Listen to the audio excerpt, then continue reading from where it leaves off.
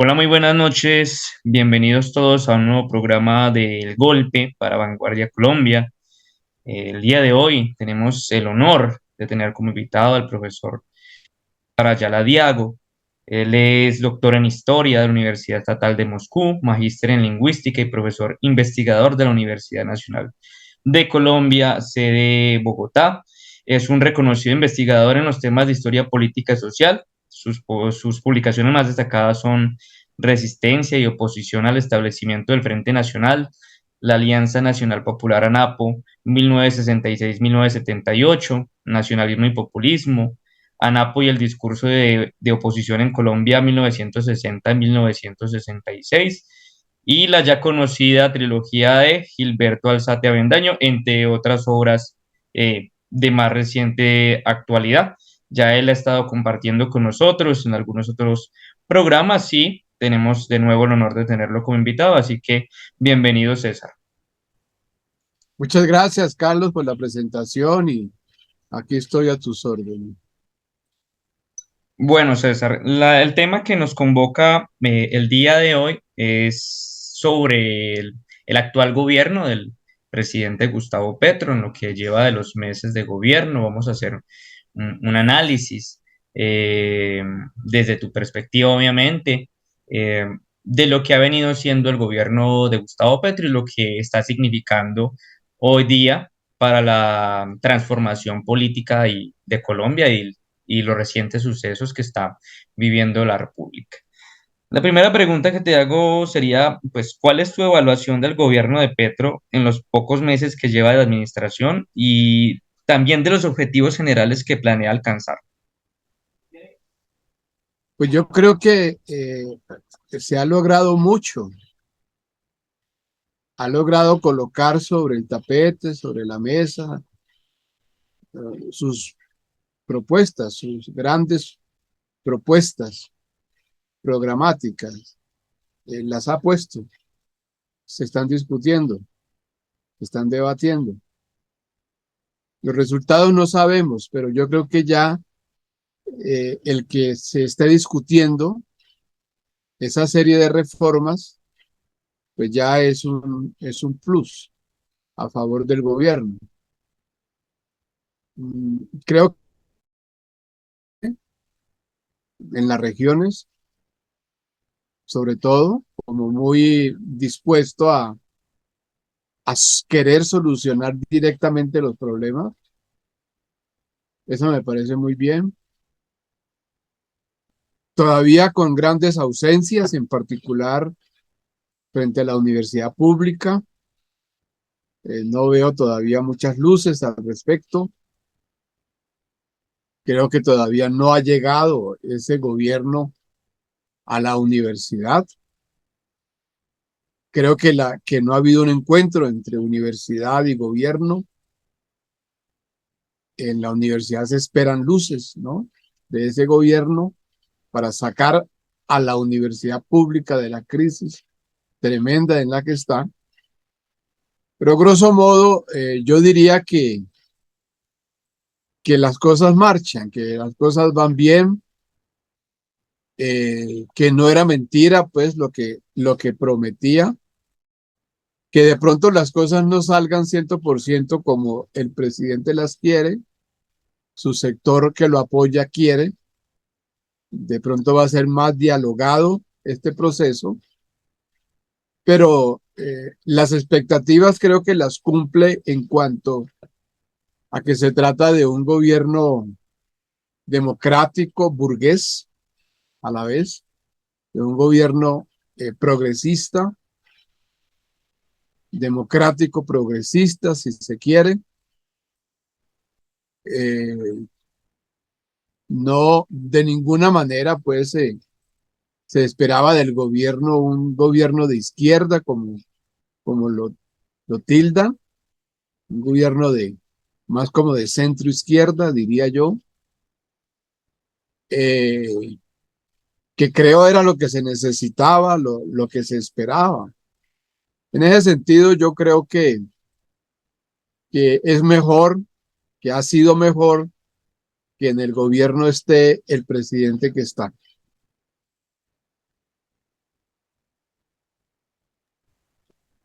Muy bien, doctor. Actualmente se está realizando un nuevo proceso de paz, un nuevo intento de llegar a un proceso de paz con la guerrilla del ELN. Nosotros sabemos que es una guerrilla bastante complicada, que ya ha tenido un historial bastante largo de negociaciones. eh, de un mismo saboteo a estas negociaciones por parte, pues, tanto del ELN como del gobierno. Mm, ¿Tú cómo crees que vaya a terminar o cómo ves que pueda realizarse este nuevo proceso de paz con el ELN en este gobierno? El deseo es el que le vaya bien, por supuesto, que, que dé resultados, eso. Es lo más espinoso, creo, entre tantas espinas, creo que esta es la más delicada, la más puntiaguda, porque se trata de un gobierno nuevo sobre el cual se han puesto muchas esperanzas, que está negociando con una guerrilla ducha, con una guerrilla muy experimentada, con una guerrilla muy compleja. A ningún gobierno le ha ido bien en esas negociaciones.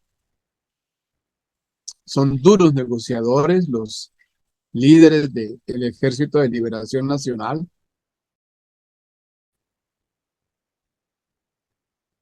Creo que va a ser difícil. Yo no tengo muchas esperanzas, no tengo muchas esperanzas, pero hay que dejar como la puerta abierta a esa esperanza. Personalmente no me las hago, pero no las niego, que haya que tenerlas, ¿no? Pero va a ser muy duro, va a ser muy duro por la experiencia que se tiene con los procesos de paz en los que el LNA ha participado. Y las condiciones objetivas también, ¿no? Es decir, lo que significa eh, eh, lo que significa lo que aprendimos con el proceso de paz con las FARC.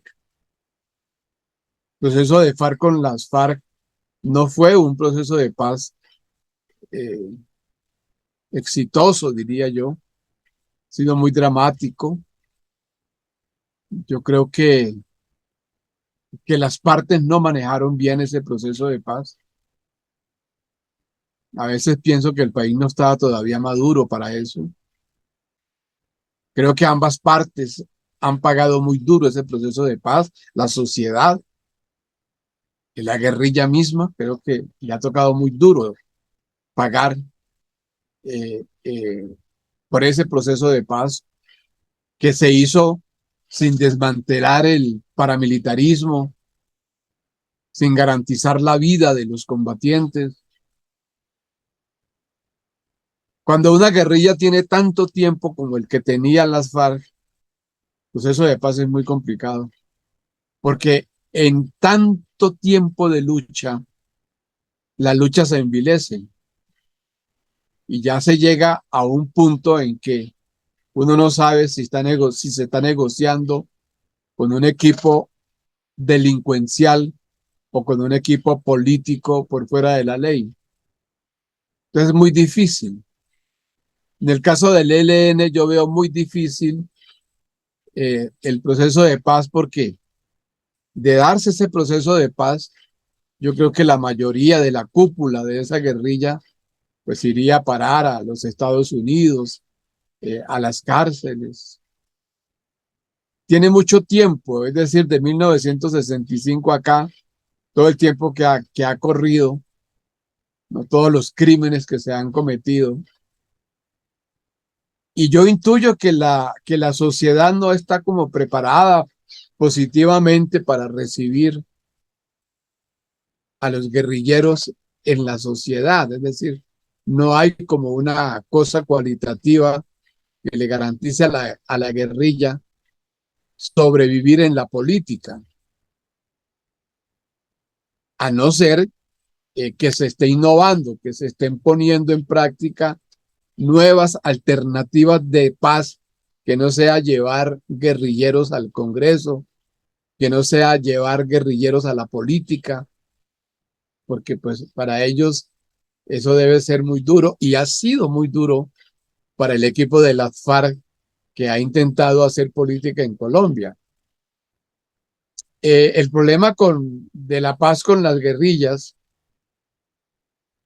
y con cualquier otro grupo digamos, de naturaleza violenta, yo creo que en Colombia es muy difícil porque es una delincuencia que no está peleando solo contra el Estado, como cuando surgieron, sino que están peleando también contra la sociedad. Eso de paz con la guerrilla del ELN es que la gente tiene rabia, la gente está sentida.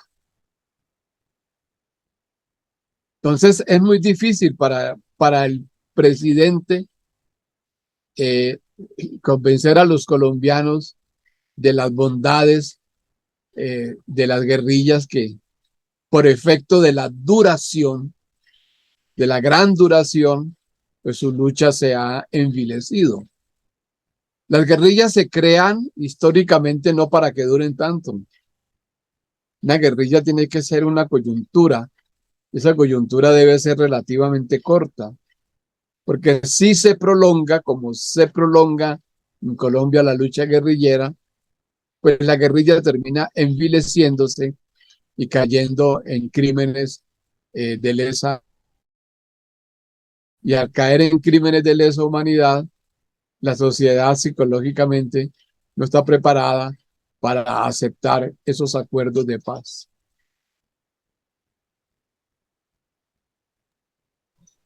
Bien, doctor. Digamos, en relación con ello, ¿cuáles crees tú que deban ser, digamos, los pilares o los ejes para, pues, esta nueva negociación? Pues ya teniendo en cuenta lo que es la experiencia con las FARC, ¿cuáles deberían ser los ejes como para que haya una transición efectiva hacia la paz? La capacidad de invención, creo yo, la capacidad de invención que tenga el nuevo gobierno. Es decir, si el gobierno insiste en el modelo de traer la guerrilla a la ciudad y darle otro tipo de empoderamiento político, yo creo que eso no va a resultar. Es decir, van a terminar también muertos, como muertos se están terminando los líderes de las FARC digamos, en la provincia, en los municipios, donde están tratando de montar cosas distintas a la guerra. Yo pensaría, por ejemplo, conservar la guerrilla, conservarla de otra manera, es decir, adjudicarle unas funciones eh, para las cuales ellas estén preparadas. Por ejemplo, cuidar los páramos, cuidar la naturaleza, convertirlas en una especie de ejército rural, popular, que controle los páramos, que controle los ríos, que controle los bosques, ¿no? Darle otro carácter a esa negociación y no creer que únicamente se hace la paz con las guerrillas llevándolas al Congreso, como si los guerrilleros estuvieran interesados en estar en el Congreso. Yo no creo que trayendo guerrilleros a la ciudad o metiéndolos en la política tradicional se logre una paz. Hubiera servido más la guerrilla allá, cuidando la selva.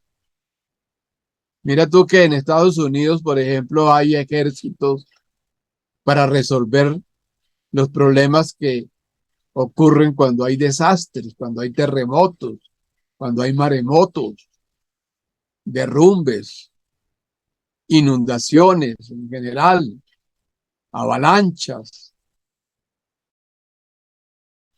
un cuerpo dinámico con característica de ejército que ejerza esas funciones que en Colombia no tenemos quien las cubra. ¿Quién cubre en Colombia los desastres? Entonces llega el ejército y además no está preparado para eso, ¿no? Yo creo que el proceso de paz depende de la invención, de lo que se invente de nuevo. Si hay algo nuevo que le suene a la guerrilla y que además les garantice la vida a los guerrilleros, pues eso es posible, porque es que los guerrilleros del ELN pues tienen el modelo del anterior proyecto de paz, de acuerdo de paz. Es decir, ¿cuántos guerrilleros van muertos? Si no se hubieran desmovilizado los guerrilleros de las FARC, es posible que esos muertos hubieran garantizado su vida en el campo, en el monte. Entonces habría que estudiar muy bien en qué paró el proceso de paz de Santos FARC, en qué paró eso, que me parece que no paró en nada bueno. Pues ahí están las disidencias de las FARC. Allá en Cauca, cerca de donde tú estás, en el norte del Cauca, ahí están las guerrillas vivas, con otros nombres, pero eran de las guerrillas de las FARC. Más al sur, todo eso está lleno de guerrilla. Hacia el lado del oriente colombiano está lleno de guerrilla. De ese proceso de paz. Y a mí me parece que ese proceso de paz no fue exitoso, eh, pese a que todo el mundo cree que sí. Yo no veo eso con muy buenos ojos. Y creo que, Carlos, va a ser muy difícil negociar con el ELN si no se le presenta una alternativa distinta a la consabida en los procesos de paz.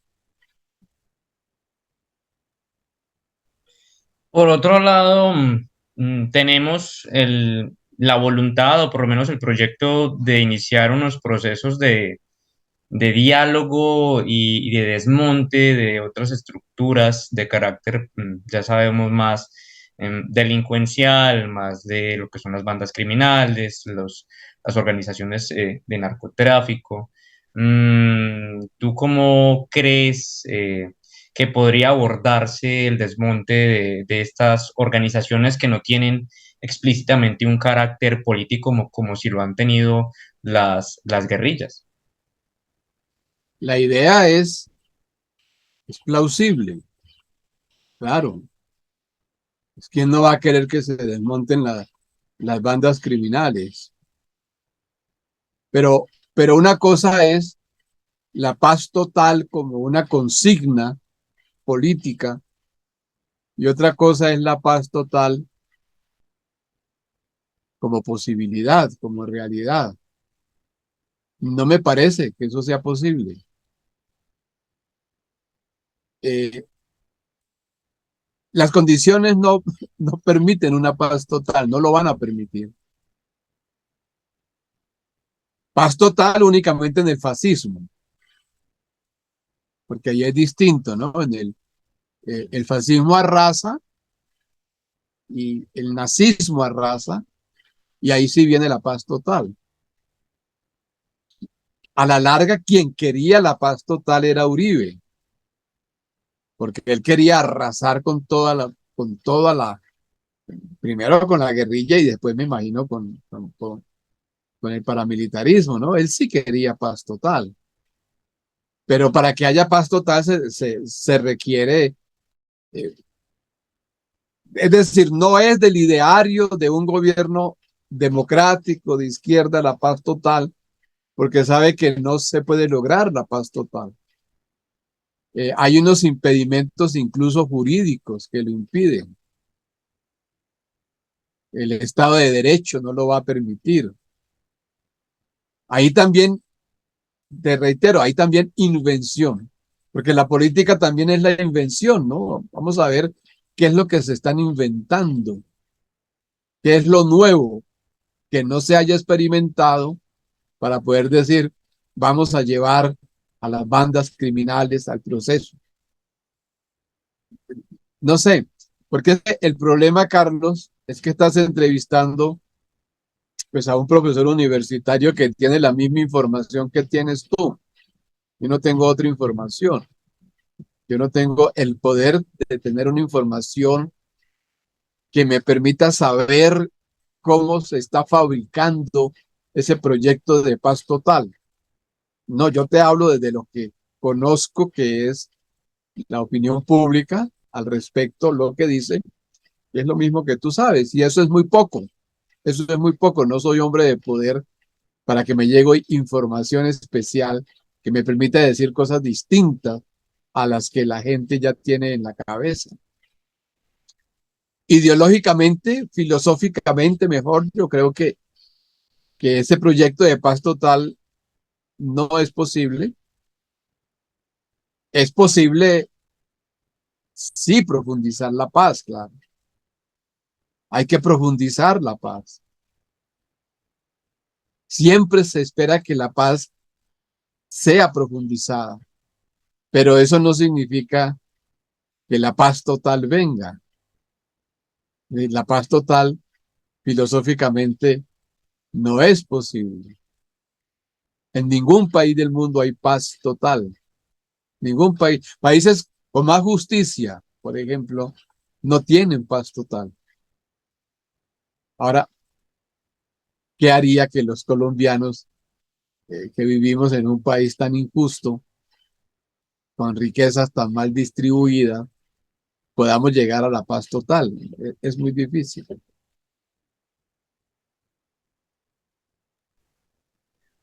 Bueno, doctor, en parte abordando, digamos, los sectores que han venido acompañando al gobierno del presidente Gustavo Petro, los sectores sobre todo pues alternativos, más de centro izquierda o izquierda propiamente. Tú que has sido un historiador de los movimientos populares y revolucionarios también. ¿Tú cómo ves la presencia de estos movimientos en el gobierno de Gustavo Petro? ¿Sí están haciendo una presencia efectiva? ¿Sí están teniendo un rol? Y sobre todo, si este gobierno está continuando una tradición pues, de luchas populares ya empezadas muchas décadas atrás. Muy difícil, ¿no? Muy, muy difícil esa aseveración. Yo creo que la parte más débil del gobierno es que los sectores que dicen apoyarlo no están tan organizados. O mejor, el gobierno no tiene una organización partidaria que lo apoye de veras.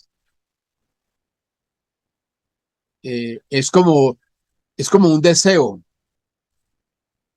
es un deseo, ¿no? Es decir, eh, hay apoyos, pero esos apoyos también pueden írsele en contra en el momento menos pensado, porque esos apoyos no están estructurados en un movimiento político, sino que son apoyos que están y que pueden no estar.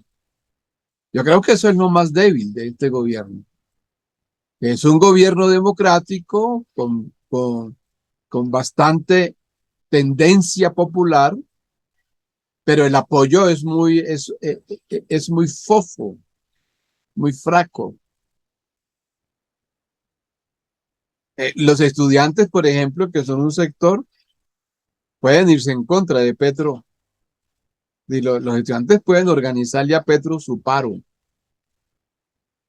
porque como te digo, a la universidad, gobierno no ha llegado y los estudiantes están pasando penurias, es decir, las matrículas en la universidad pública crecieron por la vía de los posgrados. La universidad pública es privada, ya no hay universidad pública por la vía de los posgrados. Los grados son pagos y son pagos duros. Es decir, la nacional, un posgrado está costando 9 millones de pesos. Entonces, y 9 millones de pesos que, pues que no, digamos, el resultado de esos 9 millones de pesos tampoco es que se vea, ¿no? Es que digamos qué bruta la ciencia colombiana, cómo tiene de buenos profesores, de buenos laboratorios, de buenas bibliotecas, de buena infraestructura. Los jóvenes votaron por Petro, yo creo, en su gran mayoría. Bueno, ahora entonces vamos a ver cómo es la cosa. Es decir, cuando un gobierno se sostiene únicamente por el voto que fue puede no volver a ser, ¿no? Es decir, no hay un vínculo del movimiento popular con el gobierno. Es decir, es una quimera, es una ilusión, pero eso no, eso en movimiento real no existe. El gobierno sabe que esos movimientos, si Petro no les funciona, esos movimientos se le vienen en contra. Pues no es lo mismo decir Petro, no es lo mismo decir Gustavo Petro que decir Lula da Silva. Lula da Silva es voto, sí, claro, pero Lula da Silva es el PT, es un partido nacional de muchos años, de mucha lucha política. Acá no hay ese partido. Colombia Humana es una cosa que está brotando apenas y uno no sabe eso en qué puede parar en caso de que el gobierno empiece a fallar. Entonces yo creo que es una ilusión lo del apoyo, ¿no? Porque el apoyo lo es hoy menos que el que había hace 8 días y hace 8 días menos que el que había hace 3 meses. De otro lado, no tenemos un presidente atado a un movimiento político, tampoco. Tenemos un presidente que es un cura suelto, que es una rueda suelta, incontrolable, diría yo, incontrolable. Es decir, ¿quién controla a Petro? Es decir, si tuviera el apoyo de los movimientos políticos podrían ofrecerle algún respaldo en el cual él pudiera apoyarse y a quien él pudiera dar cuenta de algo. Es un presidente muy autónomo, digo yo, con su libre juego intelectual, muy competente, por supuesto, el presidente, pero, pero las decisiones que él toma no son decisiones de grupos políticos que le apoyen, ¿no? Sino que es por su cosmovisión, su modo de pensar, expulsa, digamos, a una ministra, la de Cultura, que estaba haciendo su trabajo, estaba haciendo el trabajo que él quería que hiciera, porque justamente era un cambio en la cultura, en el manejo de la cultura de este país, y en un aire de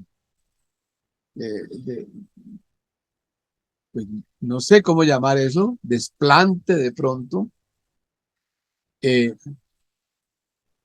le manda a decir que ya no es la ministra de Cultura, ¿no? Eso abajo no ha sido recibido bien. Entonces, si él fuera el presidente de los movimientos populares, pues habría que comenzar por respetar el movimiento de los artistas, que estaban muy contentos con el trabajo de Patricia Ariza, ¿no? Entonces, no es fácil, no estamos ante una situación fácil porque no estamos en un gobierno de un hombre que represente movimientos políticos. No, yo no creo que eso sea cierto.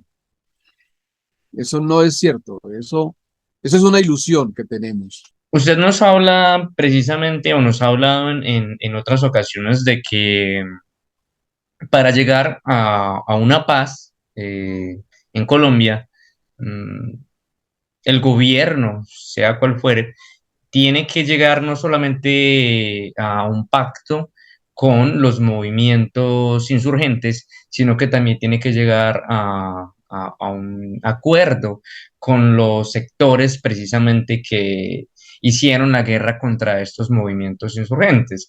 Dígase, por ejemplo, pues, la derecha o sobre todo los movimientos y sectores que auspiciaron el paramilitarismo y bueno, los sectores políticos tradicionales que dominan eh, en Colombia. De todas formas, ¿cuál creería usted que debe ser el límite de ese pacto con esos sectores? Porque precisamente muy bien lo ha hecho Petro en pactar y llegar a un acuerdo con esos movimientos, o más bien con estos sectores, que precisamente son claves para llegar a una paz. Pero ¿cuál sería, según tu criterio, el límite de negociación con estos sectores tradicionales? Es que es el nivel de la criminalidad, ¿no? Hasta dónde haya afectado a a la sociedad. Es que cualquier movimiento, mejor dicho, el Estado tiene que intervenir ante cualquier movimiento que no se meta con él únicamente, sino además, o cuando más, que se meta con la sociedad. Que el problema es la sociedad. Cuando un grupo se mete con la sociedad, ahí ya el movimiento no es político, ahí ya es otra cosa. Es otra cosa. Es decir, cuando rompimos cualquier simpatía con la guerrilla, pues cuando empezó a meterse con la sociedad, cuando empezó a llegar a los pueblos, incendiarlos, a matar a la gente, a secuestrar a la gente. Es decir, un movimiento es político desde fuera de la ley si se mete con el Estado. Si su lucha es contra el Estado, es con el Estado. Pero el problema es cuando la guerrilla se mete con la sociedad. Allá en Cali eso no se tolera. ¿Por qué? Pues porque es que las FARC se metieron con la sociedad. Meterse a una iglesia y llevarse a la gente que se llevó, meterse a la asamblea y llevarse a la gente que se llevó. Eso es muy delicado, ¿no? Lo que se llamaba las pescas milagrosas. Eso es muy duro. Entonces, por eso hacer la paz con bandas criminales, que su nombre lo indica, o sea, que se meten con la sociedad, yo no sé, yo no tengo idea, eso cómo puede hacer, eso cómo se pueda llegar a hacer. Pero te digo, no tengo información de cómo puedan llegar a eso, a llevar a las bandas criminales, imagínate, las bandas criminales, llevarlas a un proceso de paz. ¿Cuál proceso de paz? Diría yo, ¿no? Pero yo te digo, no, yo creo en la capacidad de invención que tenga el gobierno. A lo mejor tengan fórmulas, ¿no? Para eso. Yo lo veo muy difícil. Veo muy difícil negociando criminales con el gobierno. Cuando lo que se suponía era que para que hubiese la paz de Santos, Santos tenía que haber desmontado justamente las bandas criminales. En cuanto a política ya más de carácter internacional y sobre todo con lo que pues está pasando en- en el actual escenario de la geopolítica, estoy hablando del conflicto en Rusia y Ucrania y todo este tema de esta transición internacional de las hegemonías, que unas están en decadencia, otras en ascenso y obviamente llega a una situación de conflicto que cada vez es más latente. ¿Tú cómo ves el posicionamiento que está teniendo el gobierno de Gustavo Petro en términos de política internacional?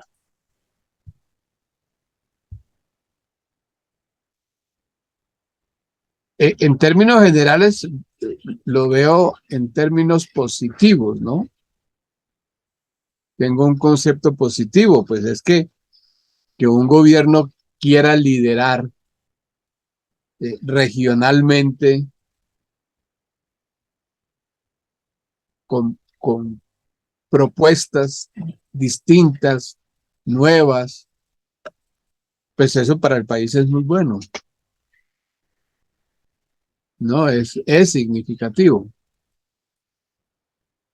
Es decir, me parece que esa puede ser una buena política internacional, que hace tiempos no la teníamos. Si tú me preguntas respecto del gobierno anterior, pues claro que esto es una política internacional mucho más sabia, mucho más de hombre de Estado.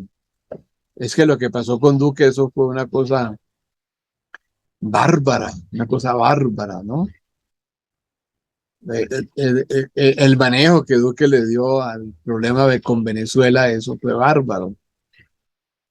No, acá hay una política distinta, que es liderar desde la democracia burguesa una política internacional. Ahora, hay excesos, sí, a veces, a veces el presidente y su gente que le acompaña en la política internacional se olvidan de qué país es Colombia, ¿no? Desde qué lugar se está hablando. Es decir, eh, muy buenas las propuestas, ojalá resulten, pero de otro lado, Colombia tiene como rabo de paja para mucha cosa, ¿no? Es decir, que no es el país unificado que se necesita para que en el exterior nos vean como un modelo del cual deban recibir alguna influencia. No es un país rico, es decir, no es lo mismo Lula hablando de política internacional, ¿cierto? Brasil, que es la economía más importante del continente latinoamericano. Entonces, cuando Lula habla, pues ahí habla la plata, habla el billete, habla el desarrollo de Brasil, la potencia económica que es Brasil. Entonces hay una concordancia entre ese presidente de ese gran país y una política democrática internacional. Acá es un país donde no hemos resuelto pues nada, ¿no? Es decir, ¿qué becas le ofrece el gobierno colombiano a los ciudadanos de Brasil, de Argentina, de Bolivia, de América Latina? Es decir, ¿qué educación superior tenemos? Entonces, se habla así, pero no, en realidad no hay un respaldo de un país pujante, democrático, que haya resuelto grandes problemas de la salud, de la educación, de la igualdad en general. Entonces, como un pobre país, pues proponiéndole a otros países una política internacional sobre la base de una política nacional todavía muy miserable, ¿no? Todavía muy miserable. También en el ámbito internacional, algo que pues, cabría o vale la pena analizar muy bien sería la relación de Colombia, sobre todo con Estados Unidos. Obviamente, un proceso, digámoslo así, de generación de una mayor soberanía y capacidad de interlocución frente a Estados Unidos, pues no es nada fácil, más aún con los niveles de relacionamiento que tenemos con esta potencia a nivel militar, económico, geopolítico, institucional. Se sabe que es complejo, pero tú cómo ves la relación que está teniendo este gobierno con Estados Unidos? Más o menos hacia qué dirección tú crees que Petro le está dando a las relaciones colombo-estadounidenses. Sacando algo de partido de esa realidad que es Estados Unidos. Eh, También con una ilusión, ¿no? Es decir, pues Biden era una ilusión, pero tampoco Biden resultó ser lo que queríamos que saliera de ahí en reemplazo de Trump. Entonces, pues el imperialismo es el imperialismo, ¿no? Estados Unidos no tiene amigos, tiene socios. Y nosotros somos socios menores. Somos aliados muy fuertes, pero socios menores. Alguna cosa que saque Petro con su inteligencia, su propuesta de un nuevo tratamiento, incluso para Venezuela de parte de Estados Unidos, pues muy bien. Eso se celebra. Pero, pero a mí me da risa, ¿no? Es decir, los Estados Unidos son los Estados Unidos. Acercarse a Biden, pues quiere decir que entonces el presidente Petro tiene que seguir sus pasos en Ucrania, para poner un caso. Y frente a Ucrania, este país, frente a Ucrania, a la guerra Ucrania-Rusia, este país no sabe qué hacer. Yo creo que ni siquiera entiende qué es lo que está pasando allá. Pero Estados Unidos ya puso su bota en Ucrania. Entonces,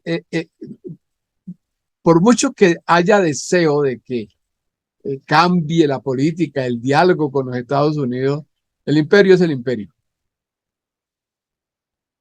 Es decir, el imperio nació hace años. El imperio data de 1898. O sea, viene haciendo historia el imperio. Primera Guerra Mundial, Segunda Guerra Mundial.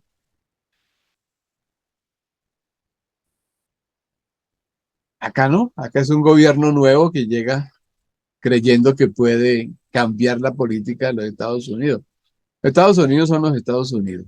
Tiene una política hegemónica y, y si le toca sacrificar a Petro, pues lo sacrifica.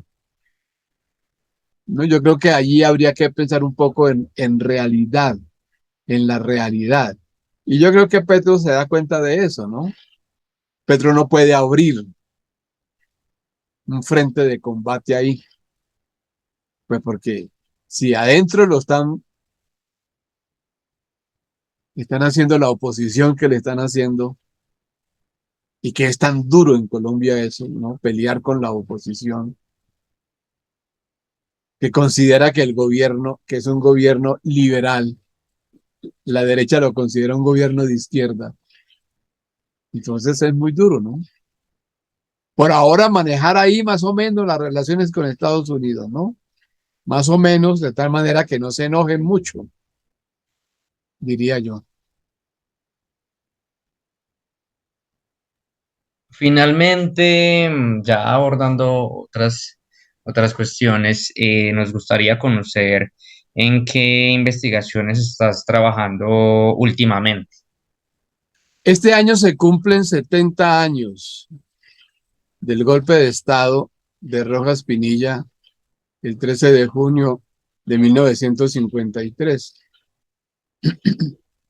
De tal manera que estoy interesado en que aparezca un libro mío para esa fecha, un libro conmemorativo, un, un libro de efemérides, si se quiere. Ahí en ese libro, pues voy es un libro que va de las vísperas del 13 de junio hasta 1954, la masacre de los estudiantes, 8 y 9 de junio del año 54. Ahí cierro el libro para mostrar ese enamoramiento del país con Rojas, esa luna de miel que se vivió. Fue el primer golpe de Estado celebrado como una fiesta, ¿no? El advenimiento de Rojas al poder fue una fiesta popular por las condiciones que estaba viviendo Colombia en ese momento. El advenimiento de los militares, pues, eh, ilusionó, llenó de esperanzas a los colombianos, que entran en luna de miel con el gobierno. Y por toda parte, pues, ese presidente es recibido. En realidad, desmontó una maquinaria de muerte que se había establecido después de la muerte de Gaitán. Logró que los guerrilleros de los llanos orientales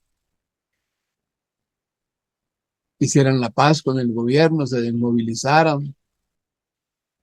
Ahí hubo cosas muy interesantes, pero 8 y 9 de junio, al año prácticamente del golpe, una masacre estudiantil muestra el síntoma que en realidad se vivía en Colombia. Y con la masacre estudiantil empieza un proceso ya de desenamoramiento del país con Rojas Pinilla. Eh, Sigue otro libro que es del año 54 a mediados del 55 y un tercer libro que es La caída del régimen que espero tener la posibilidad de continuar escribiendo. En esas estoy, querido Carlos Fernando. Muy bien, César. Sobre todo darte las gracias por estar acompañándonos nuevamente, aportándonos reflexiones tan objetivas, eh, digamos, tan racionales frente a nuestro actual panorama político. Siempre es un placer escuchar a un historiador que ya es ducho frente a todos los análisis de política colombiana, del populismo, del nacionalismo y, digamos, de los demás azares políticos y factores políticos, sobre todo, que ha tenido que ha caracterizado a nuestro país. A ti muchísimas gracias por esta nueva participación y esperamos contar contigo en un nuevo programa. Con mucho gusto, Carlos. Cuando quieras, aquí estoy a tus órdenes. Muchas Muchísimas gracias. gracias. Muchísimas gracias. Este ha sido un nuevo programa del Golpe para Vanguardia Colombia.